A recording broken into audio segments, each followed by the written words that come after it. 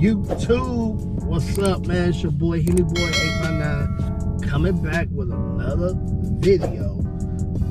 As y'all can see, I'm in the car, so this makes it a car vlog. Just one thing first, man. I like to give credit when credit is due. I don't want to seem like I'm jocking anybody or that I'm trying to be like other people, but you get inspired by certain stuff. So you know, I got kids, so I can't do vlogs in the house really, and I don't have a good background scene right now. The Christmas tree's gone. Y'all just seen my fish tank, so car vlog. And I get this from my boy Knockout 360. I put his stuff up now. And I follow him on Instagram and YouTube, and he made a video that I guess just because I'm the way that I am, I have to say something back. And there's no disrespect to him by no means, but you know, this is just a YouTube to YouTube video. I seen something, he said something, so I have to comment about it. So further ado, let's get into this video. Real, why would I trip when I can just dip? She got pretty lips, I just wanna kiss. Don't try to compare to my budget. I ran my new car, I said fuck it. Don't think that I'm sweet, stay on the go. And that bitch straight out of Russia. She clean, look at her, you sick. I don't really sip codeine, I ain't with that latest shit. Know you acting like a fiend, how you feeling for some? Yeah, I'm trying to fuck up some mileage. I'm better than mileage. You know I didn't go to college, but I'm still young and I'm I had a bit of my sock. So my boy Knockout 360 said, I don't know if I'm gonna put the whole clip up or just put a partial clip up, but you know what he said was that the Mopar, let me turn on this heat. The Mopar community is turning into what the old Mustangs used to be, and that has set. I watched that video probably about 4 days ago, and it has set in my head like. But there's some pros to that and cons to that, but hold on, let's get back to that. So he said that the Mopar community is the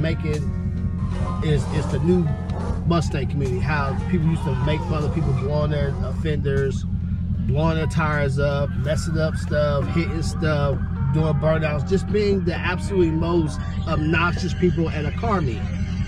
Granted, I've been into cars, but I have not been into cars like I am now.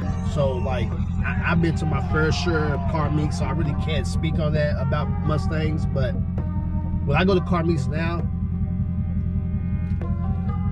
Mopar. I forgot how my boy does it. Mopar is what you see, and he made a couple key points. Did Dodge make Mopars too cheap so the average man can have 300 something horsepower, 400 horsepower, 700 horsepower, 800 horsepower without spending 100 something, 200, $300,000? I don't know. I love that they made it more 9-to-5 friendly, you know, budget friendly. You know, I know that, you know, Dodge needs a couple more upgrades. You know, the dash, everybody's, I don't know if y'all can see this, but everybody's passenger door, this piece folds up. You know, just can be cheap material, but for the most part, I love my car. I love the power, I love the way it looks, so I'm satisfied. So did Dodge make our cars too cheap so that everybody could get their hands on one? And now since everybody got their hands on one, they're just quote unquote dogging it out. And he said something in his video, Knockout 360 said something in his video, that he was like, when you see a high-end car, $100,000, $200,000, you don't see them swinging that car. You don't see them doing burnouts in the car. You might see, if you go to YouTube, you search something Audi, something, you know, a Mercedes AMG, something, you're not gonna see too many burnouts. But you type in Mopar or Dodge or Challenger, it floods. And I hate to say it because I'm part of that. But my thing is, well, hold on. Well, first of all, that's just what he said. So if y'all agree to disagree to that, leave a comment below. I just have a hard time just agreeing to that because Mopars is budget friendly. Mopars look the best. 2-door and 4-door. I don't care what you say. I don't care if you got the Shelby GT Ultra Premium Package. That Challenger wide body Hellcat is killing that. Charger wide body's killing everything. Charger slim body's killing everything in the price point. So say this, like, I appreciate Dodge for making these cars budget friendly, but in the same sense though, like when you go to a car meet, literally, I'm not gonna say where I was at, but I was at the car meet and literally everybody was around just sitting around looking. Now granted, I learned out later that they were setting up to race, but I don't race. When you go to a car meet, you do not see nothing going on. So Mopars just took it to the next level. You know, anybody can hold the brake and press the gas, do a burnout. Anybody can do that. If y'all haven't seen my 12-year-old, 13-year-old kid, I forgot how old she was at the time. She's 14 now, but go back in my videos and check that out. I'll taught her how to do a burnout in like 5 minutes. I mean, that's cool and all, that's fun, but sliding has taken it to a whole nother dimension because for one, it's different. For two, not everybody can do it. For three,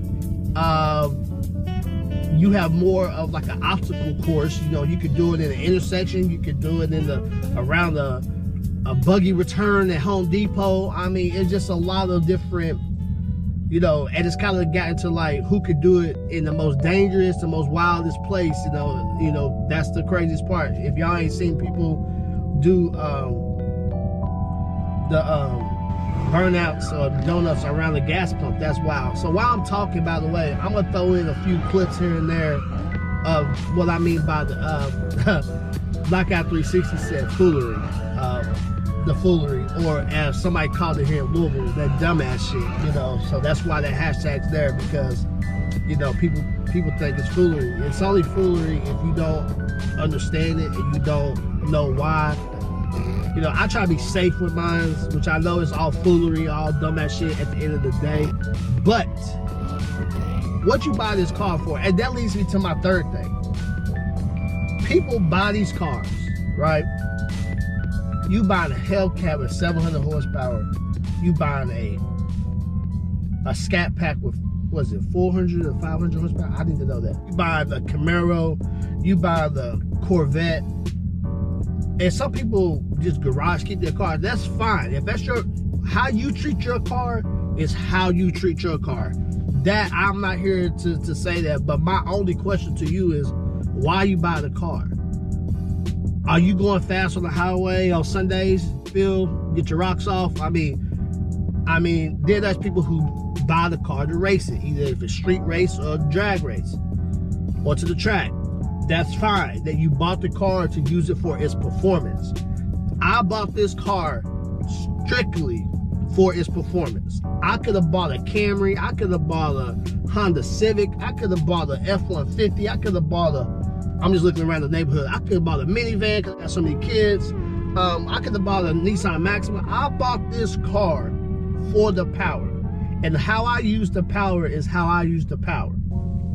And it just amazes me, like, people buy these wide bodies and all that stuff, and Hellcats and Corvettes and blah, blah, blah, blah, the list goes on, just to go to a car show.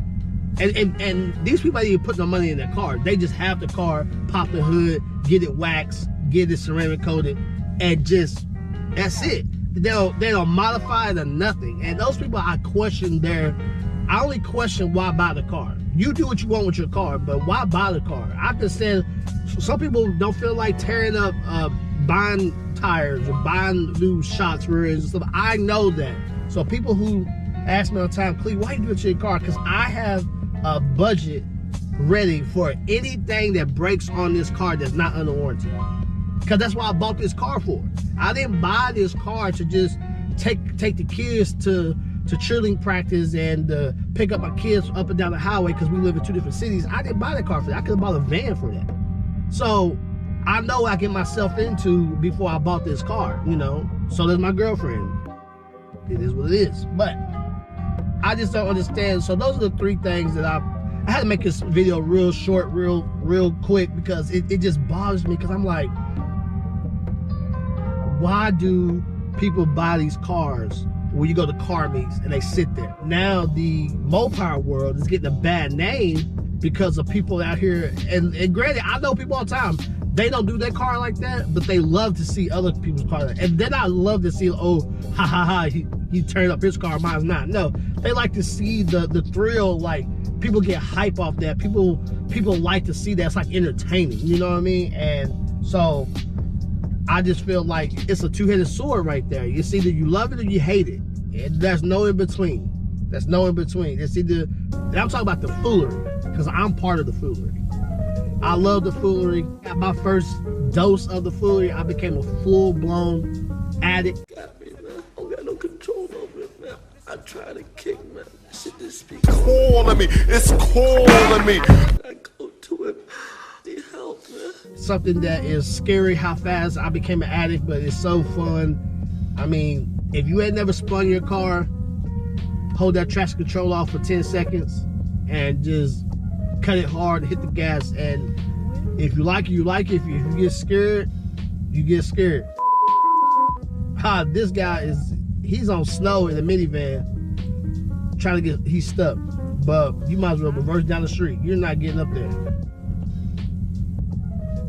Okay.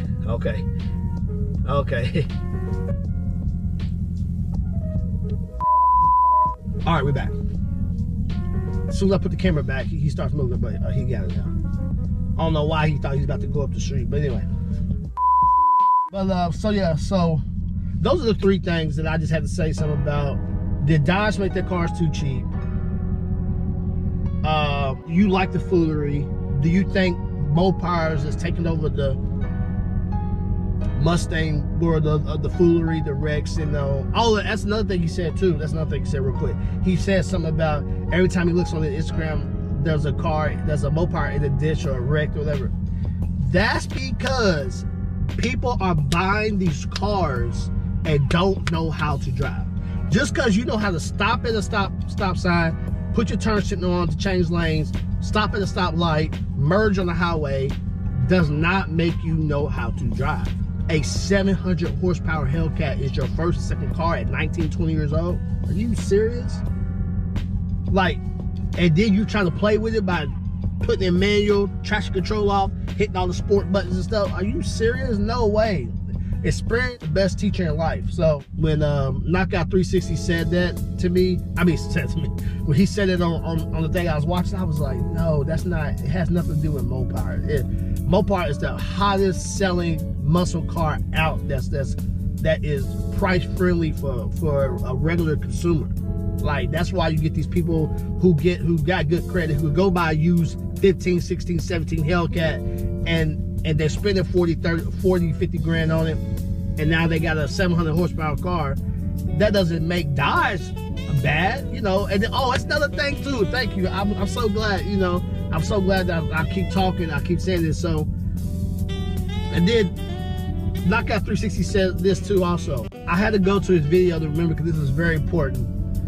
He said, you know, Dodge is this, Dodge is that, whatever. But if you look, I'm gonna put this up right now. If you look at Dodge's advertisement, Dodge does nothing but show burnouts, speed, beating up on people, let's race, let's have fun, let's drift around the corner.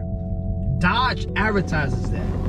If you see that as a consumer, that's what the product people are putting out. You're gonna be like, oh, that car could do that, so I'm gonna buy that car for that reason. Especially to people who don't know anything about cars besides Dodge and what they see at a car meet. If that's all you know, you're gonna buy that car strictly for that. Granted, I have to admit when I'm wrong and right. That's why I kind of bought the car, because I got sucked into the whole movement, because I was like, burnouts is so easy to do. Like, it is so old school. I mean, burnouts was doing it in hot rods. Yeah, a burnout, somebody can walk a burnout all the way up the street, but whoop-dee, you just gotta ease out the brake and you know, ease out the brake and keep the brake going and keep the gas going. I mean, it's not that hard, but when you gotta counter steer play with the throttle, shift gears, watch out for obstacles, because them obstacles change every second, and you got to know how to do less steering wheel and more steering wheel. Like that, it becomes a video game, real life video game. I was telling my girlfriend that last night. Even when the cameras is not on, when I drive around, I'm in manual mode, traction control off. I bought this car for this. I didn't buy this car to drive in the eco mode. Yes, only time I have the eco mode is when I'm driving on the highway or when I'm trying to conserve gas to get to the gas station. But if I got a full tank of gas and I traction control off, manual, and I'm sliding out and I'm gonna hit every corner with a little gas. That's my, I don't know how to play Forza. This is my Forza, real life Forza. So, like I said, I'm passionate about this stuff, man. The new merch is coming, and by the way, I forgot to mention this in one of my old videos that I wore this. This is a guy out of Louisville. He got his clothing brand. I don't know if y'all can read what it says, but it says Hustle Mania. I'm gonna put his Instagram up now. Boom, go check it out. He got good stuff, good quality. Matter of fact, man, like it's 37 degrees out and I got this on and I feel fine. So, but yeah, so go check him out. Real life, inspired by, you know, my boy Trip. One day we was at Cox Park and I'm vlogging and I was like, Trip, tell him what it is. I'll put that clip up now.